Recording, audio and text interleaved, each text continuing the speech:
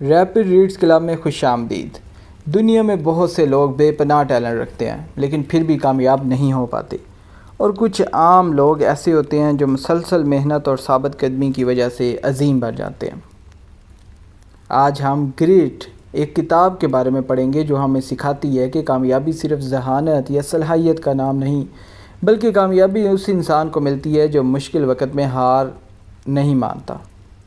Angela ڈکورتھ کہتی ہیں کہ ایفرٹس کاؤنٹ ٹوائس، یعنی محنت کی طاقت دو گنا ہوتی ہے۔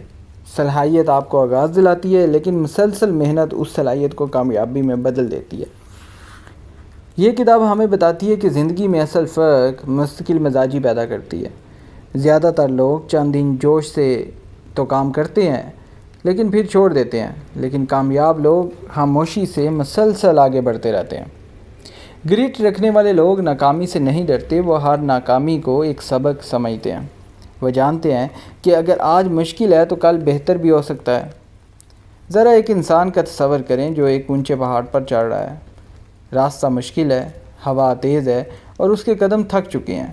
بہت سے لوگ واپس لوٹ جاتے ہیں لیکن وہ شخص آہستہ آہستہ چلتا رہتا ہے اور آخرکار چوٹی تک پہنچ جاتا ہے۔ یہی گریٹ ہے۔ یہ کتاب ہمیں یاد دلاتی ہے کہ عظمت صرف خاص لوگوں کے لیے نہیں، ایک عام انسان بھی غیر معمولی بن سکتا ہے اگر وہ اپنے خواب سے وفادار رہے۔ اس لیے جب زندگی مشکل لگے تو یاد رکھیے، آہستہ چلنا بھی آگے بڑھنا ہے۔ چھوٹے قدم بھی منزل کے قریب لے جاتے ہیں اور وہی لوگ کامیاب ہوتے ہیں جو کبھی ہار نہیں مانتے۔ If you like this type of video then please subscribe to my channel. Thank you very much for listening.